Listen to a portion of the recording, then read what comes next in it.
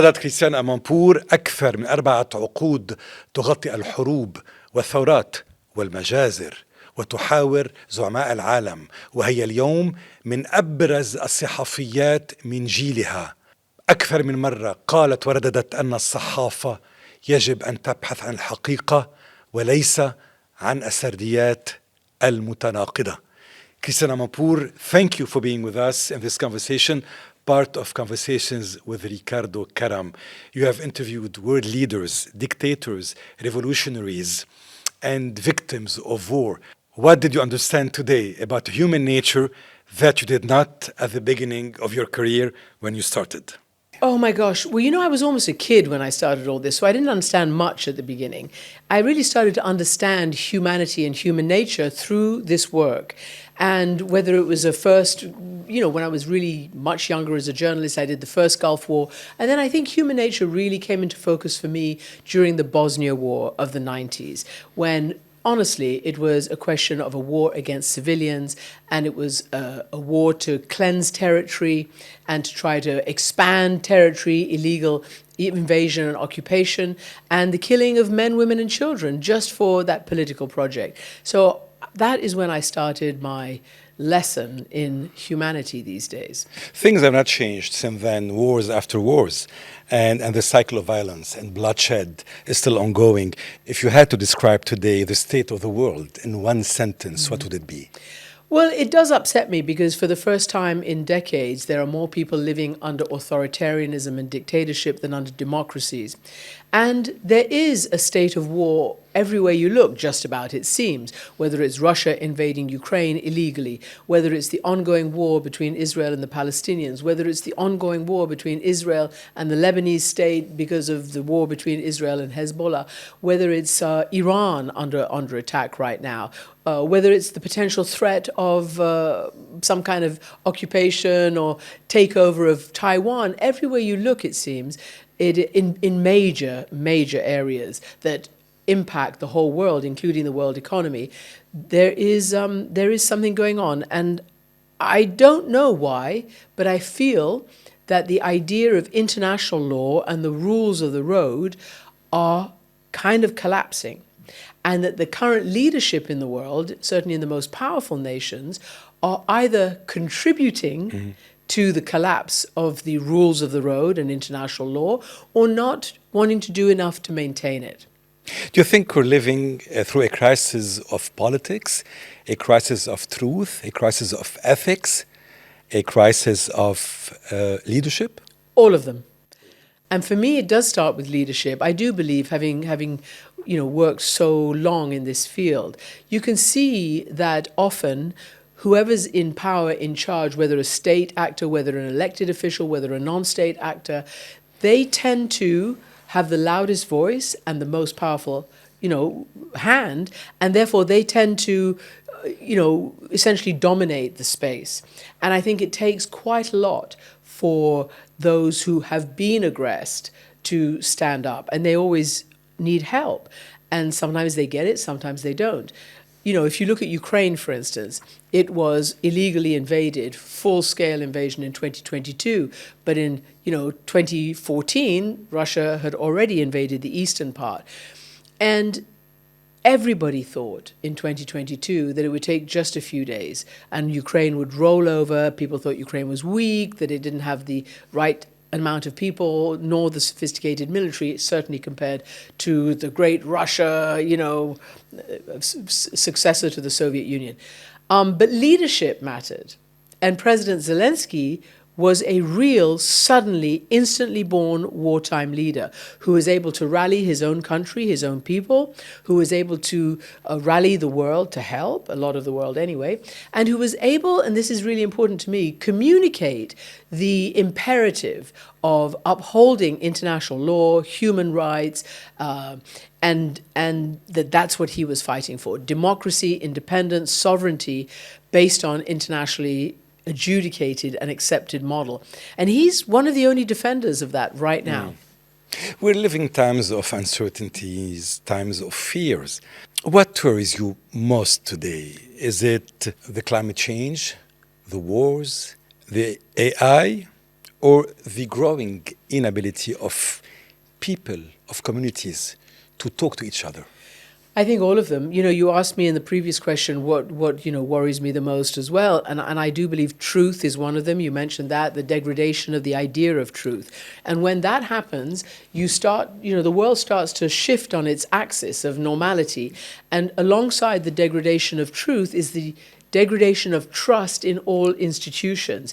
And that's not an accident. Populists, nationalists, authoritarians know that if they break down the barriers and boundaries around trust and institutions, whether it's the church, whether it's the courts, whether it's the press, whether it's politics and politicians, and when they start to question it, break it down, and sort of collapse it in the eyes of people, that's when quite a lot of damage happens, and particularly when those who are doing the breaking of all these rules can try to grab control. And I think that is what's happening. Obviously, in a conversation with you, we cannot but talk about journalism and press. You once said that journalists should be truthful and not merely neutral. And obviously not biased, not propagandist, and not opinion-driven. In today's world, where does truth and when does interpretation begin? You see, I know that there are a lot of people who like to pretend that truth is fungible. I don't agree. I believe that based on just the empirical scientific norms, that you can find evidence and you can find facts, and that leads you to the truth. Now, people will have their own interpretations of how they felt or how they interpreted whatever moment or whatever fact. But truth and facts and evidence are all part of one. And so I don't have any problem following the truth, following the facts and the evidence, and basically laying it out for people so that they don't then say, oh, but we don't know what to believe and we don't know who to believe. And I believe that consumers right now, because you call them consumers, they're not readers, they're not watchers, they are people who consume their information on all different platforms, and that's our challenge too. But I believe that it's on the individual to also take responsibility for where they look for their truth. And when it comes to journalism, there are plenty of legacy and tried and tested rules-bound organizations such as my own who are committed to that. And there are rules of this profession which we adhere to. So I would hope people would understand that they too have a responsibility. They can't just sit back and say, oh, we don't know where to find the truth. Yes, you do. Come to CNN, go to the FT, go to the Wall Street Journal, the New York Times, and I'm sure the names I don't know, but the great Lebanese newspapers and outlets. There are places where professionals do the job of seeking the truth in order to help people with their daily lives and how to think about the rest of the world. It's a struggle, continuous one, between the journalists themselves and the establishments they are part of. Do you think journalism still has the same power to change history the way it did in the past, or has it become a witness with less influence than before? Well, it's up to us. I think the risk of that, what you just said, a witness with less influence, is quite big, because when you dilute the power of any institution, it becomes less full on, less powerful, obviously. And I think that is a bit of a problem, because we have historically been able to, essentially, as they say, write or tell the first draft of history. Our job is in real time to tell and be the eyes and the ears of people who can't go to an Afghanistan, an Iran, a Lebanon, a Gaza, wherever it might be, Russia, Ukraine. Our job is to go there and tell these stories, to inform people. And I think there is a crisis of information in that there is too much information of the wrong type. There's a glut of information because of social media and every other outlet that can just pretend to be accurate and real or not, just splurging it out of their mouths. And that means that there's less knowledge. There's more information, but there's less knowledge. So I work on knowledge, trying to bring more knowledge. And I think that even, as you mentioned, in the climate situation, right now you can see with the war that Iran and the United States and Israel have launched on Iran, that one thing it's showing us is that the bad leadership that refused to follow the renewable energy, rolled back environmental policies, just didn't take it seriously enough for whatever special interests or whatever they had. We're now stuck because of that, because we haven't made a successful transition yet big enough to avoid the whole global economy literally tanking because one avenue is closed, is in play because of a war. So I think you can see it. You can see it firsthand. And that worries me, the climate, of course, because that's an existential issue, not just for us, but for our children and for our planet, or maybe for our species more than our planet. I just interviewed your president, and the president here of Lebanon, Joseph Aoun, and I found him, because of his military background and his position, it's a non-presidential system, as you know, so he's able to have more of a moral authority, a guiding authority, talking about things like negotiations and war and peace. And he gave a very, very impassioned speech, or rather interview, to me that I hope your listeners and viewers will tune into, because I thought it was good leadership. In a country as divided as Lebanon, fragmented as Lebanon, what did you see in him that gives you hope or concern? I didn't see anything at the moment to give me concern. What gave me hope, except that it's an impossible job, what gave me hope is that this is a man who for 42 years was in the military to defend and fight for the integrity of his country. And as he says, he's still got the shrapnel in his body to prove that and to remind himself that war never achieves anything. Mm-hmm. And your country is a perfect example. For 6 decades or more, it's been at war, periodically, episodically. There was a long civil war. And what does it achieve? For either side who's at war? Literally nothing. Nobody has won. Nobody can win militarily.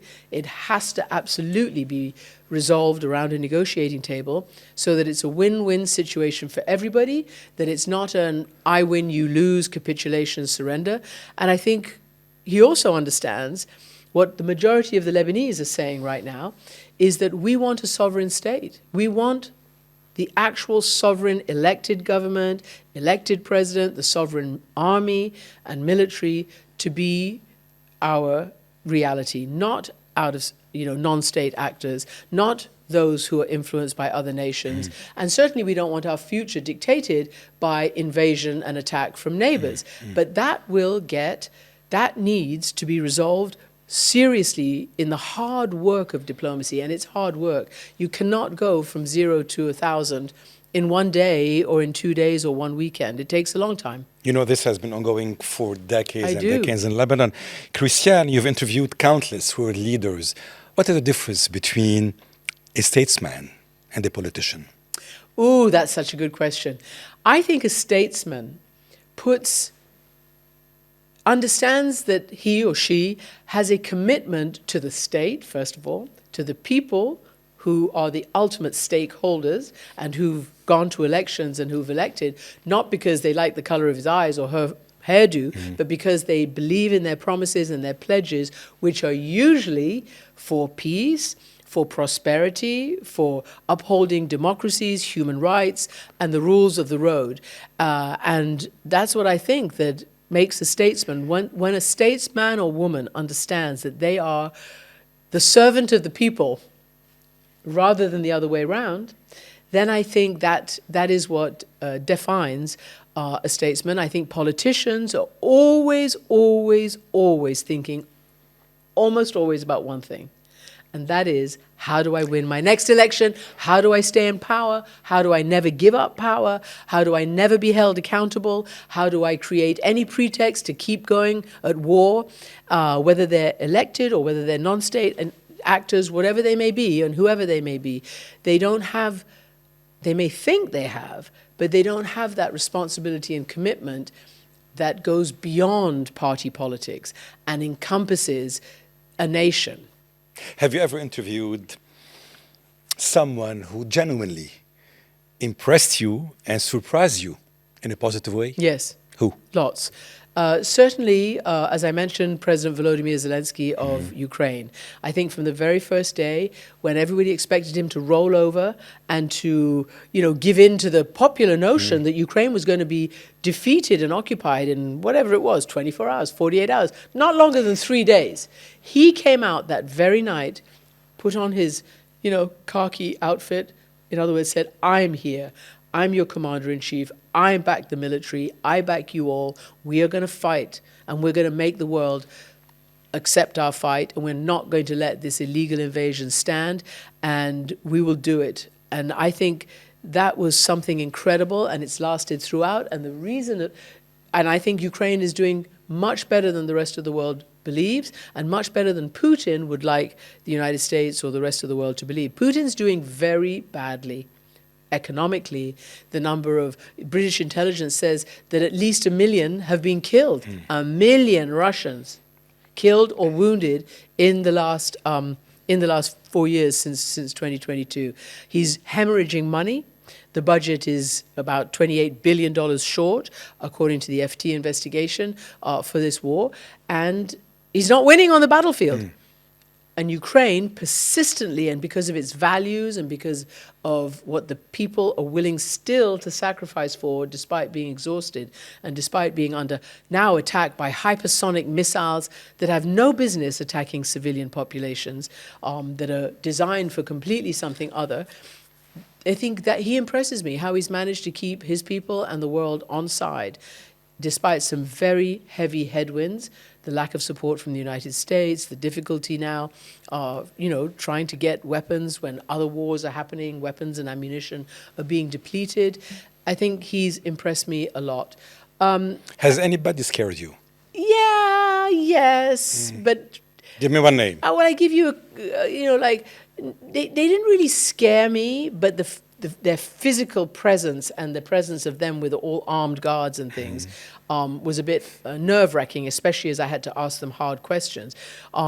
Such as? I interviewed one, long-time president of a West African nation who arrived in full military gear with all the medals and epaulettes and military bodyguards with weapons. And you were scared? I'm never scared, but I was a little bit concerned. And I kept pushing it, and I kept pushing it, and I kept pushing it. And I thought somebody would jump on me to shut me up, but they didn't. Mugabe also was like that. Robert Mugabe of Zimbabwe, he was very intimidating.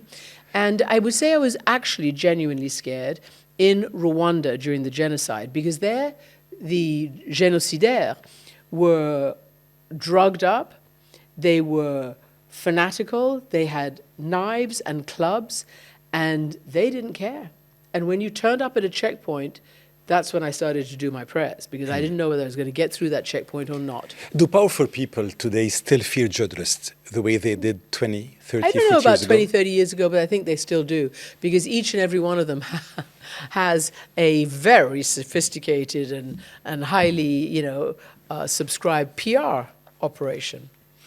You might call it communications, whatever you might call it, but they all are very concerned with their image, how they come across, how they get their message across. They are all very aware of the social media age and what goes viral and what doesn't go viral. So yes, I'm actually surprised that so many leaders are actually concerned about how they come across. Now, does that mean that a tough or good question or a good stiff interview with a journalist makes them change? I don't think so. Or I don't know, not always, sometimes, but not always.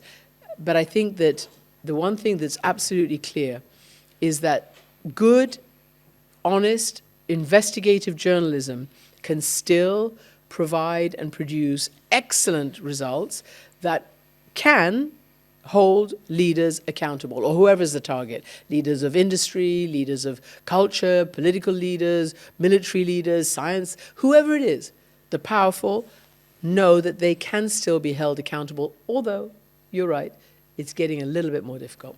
You have reported on the Middle East for decades. The Middle East is fragmented, volatile, polarized. When you look at today's Middle East, what gives you hope? I would say the younger generations. And once they can get power, I think that they will want something that all of us want, whether it's Middle East or wherever it is, Africa, Asia, United States, Europe. Everybody in the young generation wants what every young generation has always wanted, which is freedom, human rights, the ability to travel, to get a job, the right to have employment, and to be able to survive in a dignified way and to be able to bring up a family. It's basic. They want the right to live in a country that is not always at war, so that they're not always afraid for their lives, for their kids' lives, for their kids' future. They want, I believe, the young people not to feel, as their parents and grandparents often have had to do, particularly in this region, to flee and become refugees abroad. I would say, because I know this, myself being part Iranian, many of us who leave because of political, developments, we always want to go home. We always want to go home again. And clearly we are fortunate if we get visas. It's more and more difficult now, as you know, in the West or wherever, to study, to get our jobs, and maybe make our way in the world, but to be able to go home and pay it back, to the people and families and the nation and the state where we were raised and where we can, where we were born. What keeps you awake at night regarding the Middle East Airlines? Regarding the Middle East. Regarding Middle East Airlines, it's my lost baggage. I'm just here to tell you. Oh, really? Yes. It usually doesn't happen. I arrived last night. One of my baggages got lost, but they're working very hard. I'm just going to put out a global appeal for my green Longchamp hold-all that I hope to get back. You will get it back. I hope so. About the Middle East, I think it's such an important area. You have such rich, not just natural resources, but human resources. And unfortunately, I think it has been untended for too long and considered, it's the Middle East, well, therefore it's always at war. There's nothing anybody can and should do about it. I disagree 100%. I think that, especially what gives me hope is seeing how many women have now entered all aspects of every endeavor, because I think the more equality you have in any situation, in any nation, the more prosperity and peace you have, and I believe that from the bottom of my heart.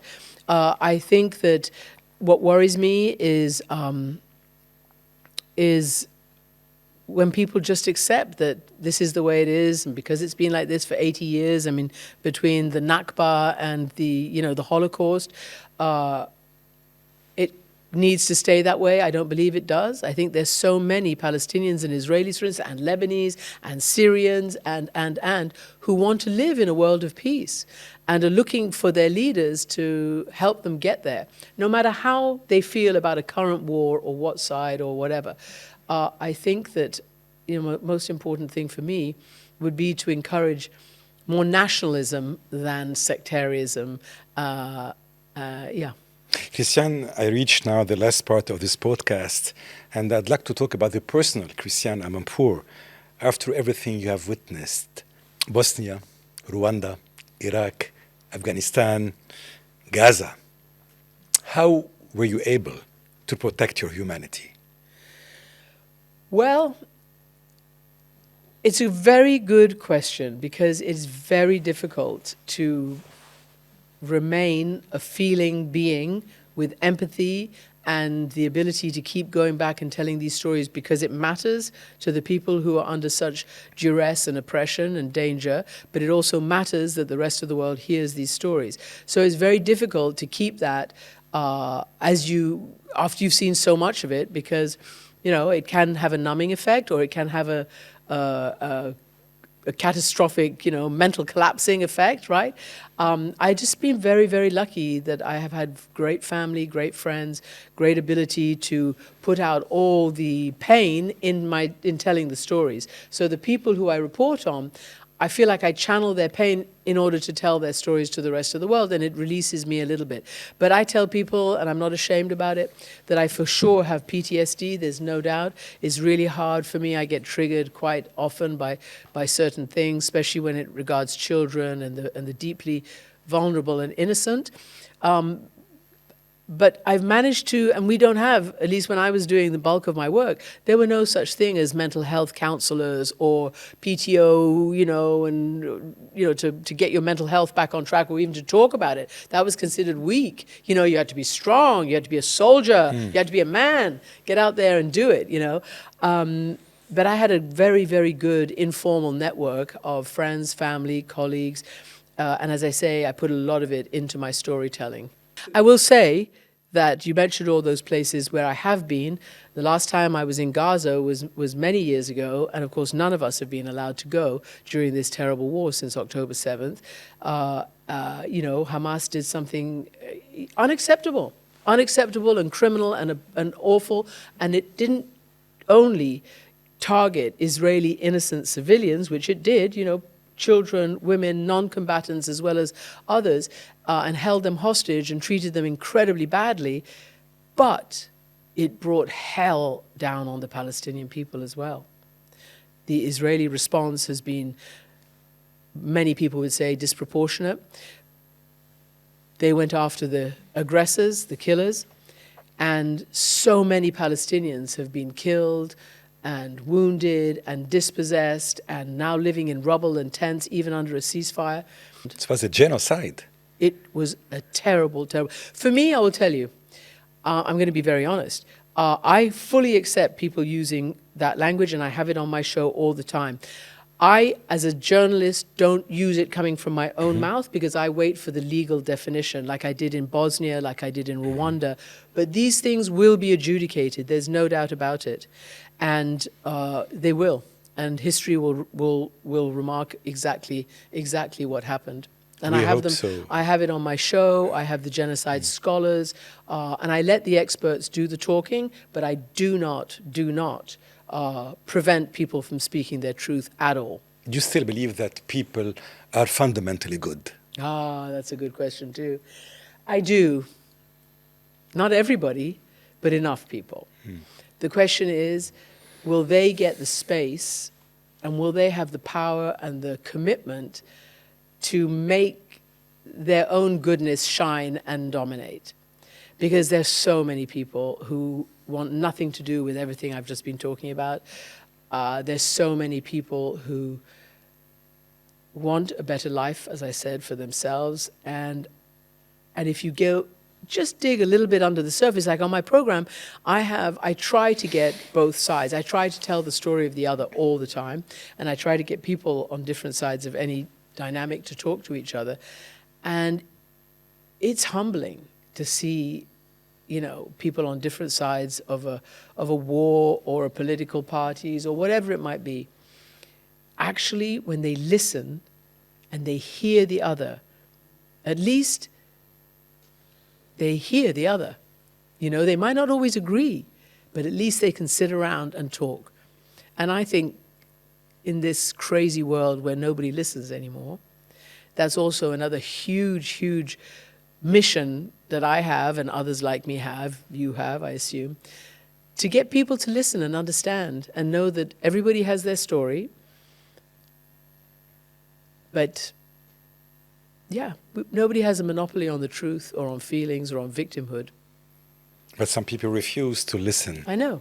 That's why we have to what they don't keep want working. to listen to. I know, and that's a problem, especially in our hyper-polarized, for sure, but in our echo chamber media as well, so that everybody can hive off to listen or watch or consume only what they want. Christiane, has covering suffering made you more optimistic or pessimistic?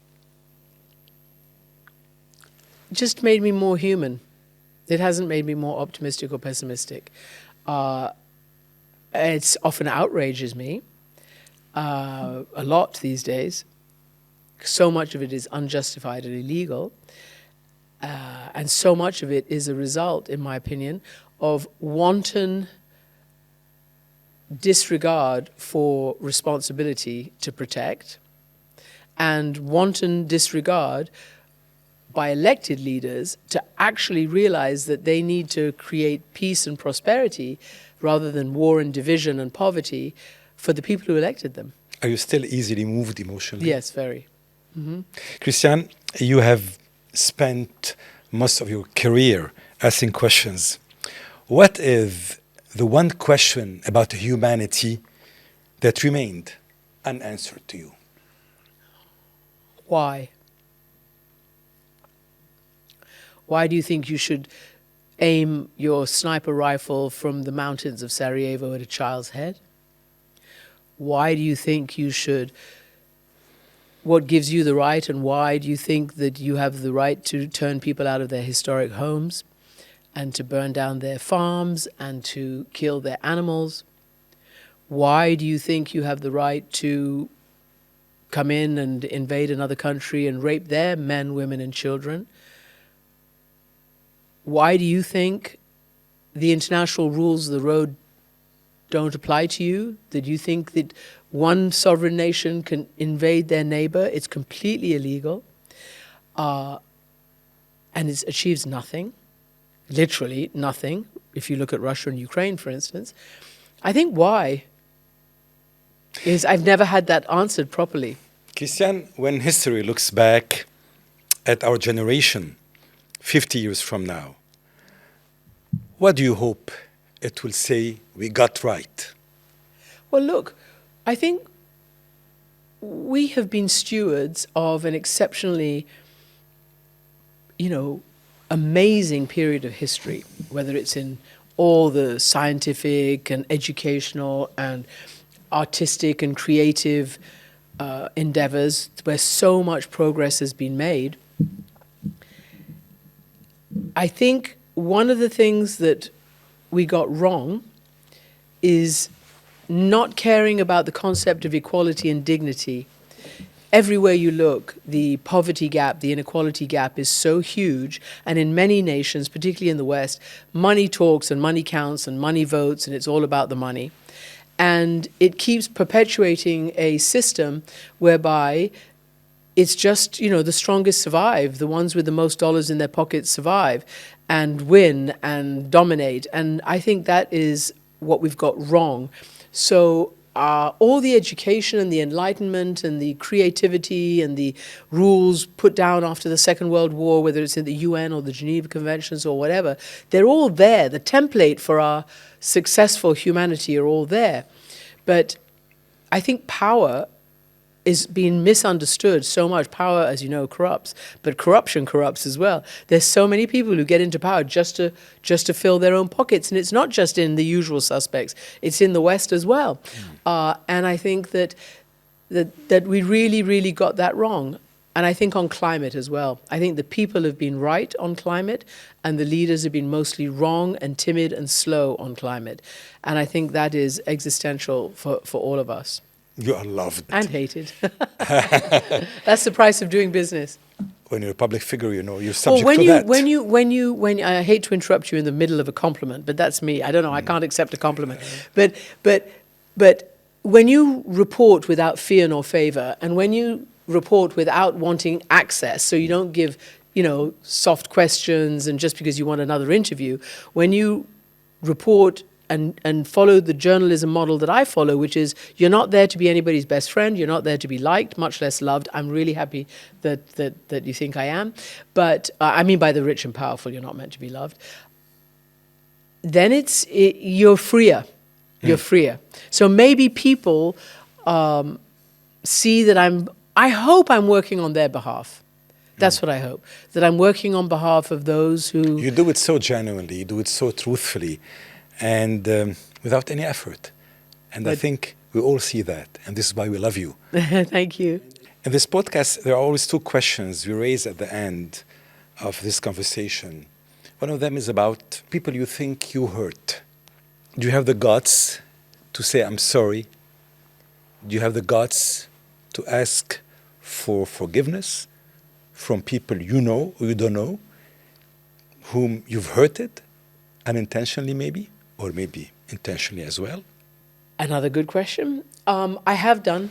I know I've hurt people unintentionally for sure. I hope I haven't intentionally, but I probably have occasionally. And sometimes I apologize immediately, and sometimes it takes me a while. And sometimes I never get to apologize because I don't know who I hurt unintentionally or who was offended by my reporting or who thought that, whatever.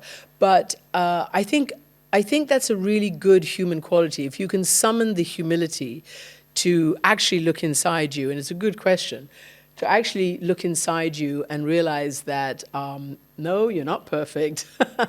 And even if you think you're doing the righteous thing, sometimes you can be too self-righteous.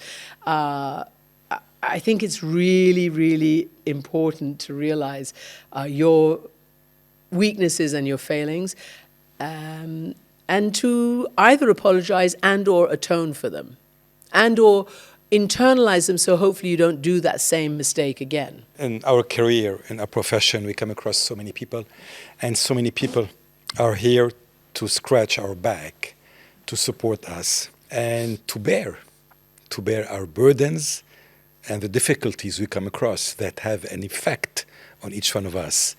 If you are to think about one person who has played a major, fundamental role during all those years, and without whom you think you wouldn't have been where you are today, who would he or who would she be? Well, I think for the last 26 years, I genuinely would say my son, who's 26 years old, because what he's taught me about some of the questions you just asked about failings, weaknesses, hurting people, all of those kinds of things, I think he has put it in perspective for me much, much more than before I was a mother. And I think that is really something thankful. Plus, he has helped me not be so sure of my own self and not be so sure of my own convictions and not be, somebody who wants to ram what I think down other people's throats. He's an independent and compassionate young man who I'm very pleased has been educated to be so independent. And I think I really, really do benefit from that younger, much younger generation's gaze. Very, very important. So I really do thank for that. And I think my parents. And the reason I say that is because it might be an easy sale and it might be an easy thing to say, but they raised me in a multi-denominational, multi-ethnic household in a patriarchal society called Iran before the revolution. And yet, I was never told that as a woman I couldn't do anything. And I was never told that because my mother was Catholic and my father was Muslim, that one or the other was better, and I married a Jewish man. So I've had it all, in my family. And I think that for me, I probably wouldn't have been able to do this if I hadn't learned at an early age to believe, accept, and respect differences, and that we can actually all get along. Do you miss Iran? Yes, of course. The Iran you've known? I miss certainly the Iran I grew up in. I mean, another person without whom and who I really do owe a huge debt of gratitude is my childhood riding instructor. He was an Iranian retired cavalry officer, and riding was my thing, horse riding, since I was 4 or 5 years old. And, when you're a kid and you're only just learning, you fall a lot. But we were on big horses, not small ponies. And I fell off a lot. And once I got kicked in the head and, this and that. He would grab me and put me right back on the horse, even though my mother was sitting in the corner with my friend's mother, and they never intervened. He, I think, taught me 2 things. 1, guts. 2, never to cry and back off and say you can't do it. And 3, compassion and understanding for another living thing, which was the horse. I realized that the only way to get my way with the horse was to figure it out, not to try and dominate, not to try and beat, not to try and, whip or whatever, but to work with the animal in order to go forward. And that, again, it was an unintended lesson that I've only, obviously as I got older, I processed and understood. But I think without all 3 of those entities, my son, my parents, and my childhood riding instructor, I probably wouldn't be here. That brings me to the last question. Since you mentioned your son, your 26-year-old son, many young people are listening to this podcast and watching it, Lebanese young men and women, and a lot of Arab young men and women, many of them are lost, misled, not knowing what to do, living fear, living moments of uncertainty, and questioning about the future. Could you end up this conversation in a positive note? Yeah, What I you think tell young them? people, obviously the world is theirs and they have it, to shape. And I do think, unfortunately, we've left them with a pretty heavy burden, climate burden to clean up, political dysfunction to figure out how to get out of, all of this siloization and echo chamber of information and the struggle to try to figure out where to look for the truth and facts. But I think young people, because they're young people, and young people, since time immemorial, have been the engines of our humanity, have a huge chance. Because, as some people say, at the moments of greatest darkness and greatest peril and greatest headwinds, that's the opportunity for to seek the light and the success and, defeat these periods of turbulence and darkness. So if life and history is cyclical, they are in for a good future, because we right now are inhabiting, in my view, as we've talked about, some pretty dark times, entirely man-made, and woman-made, but mostly man-made. So I would encourage young people to really believe in the power of their convictions, of their education, of their commitment, and to get involved. I don't think you can sit back and whine and moan these days and hope for things to get better. I think each and every person needs to take their own lives, their families' lives, their future into their own hands and decide, we're going to do this not just for our own good, but to make, our societies bigger, stronger, and better. I think everybody should vote. I think voting should be mandatory all over the world, because it takes away the power of the extremists. Believe me, the Australian prime ministers have told me that. There it's mandatory.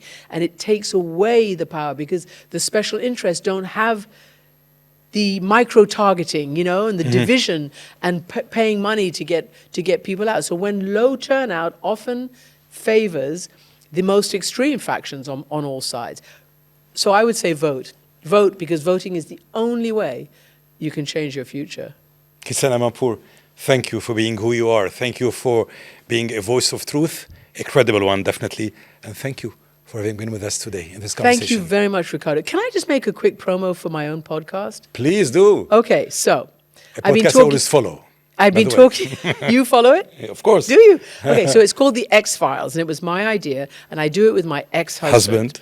And the reason why I want to say about it is I did it precisely to try to combat everything we've been talking about, this division, the hatred between, anybody, including, former partners, former spouses, etc. That you can actually disagree, whether you're partners or ex-partners, whether you're politicians, whether whoever you are, you can disagree, but you can do it agreeably. You can actually do it in a constructive way. You can have your own opinions, but you can also use those opinions and disagreements and experiences to come out of it in a more constructive way. So that's my plug. Actually, for The X-Files. Actually, you know that it has inspired me to build the content of this conversation. Oh. And I need to thank you for that. Oh my God, are you serious? Yeah. Oh, I hope you're going to keep this on the podcast. Definitely, all the time. Christiane Amanpour, Well, thank you so much. Thank you very much, Ricardo. I really appreciate it. Pleasure. Thank you. إلى اللقاء.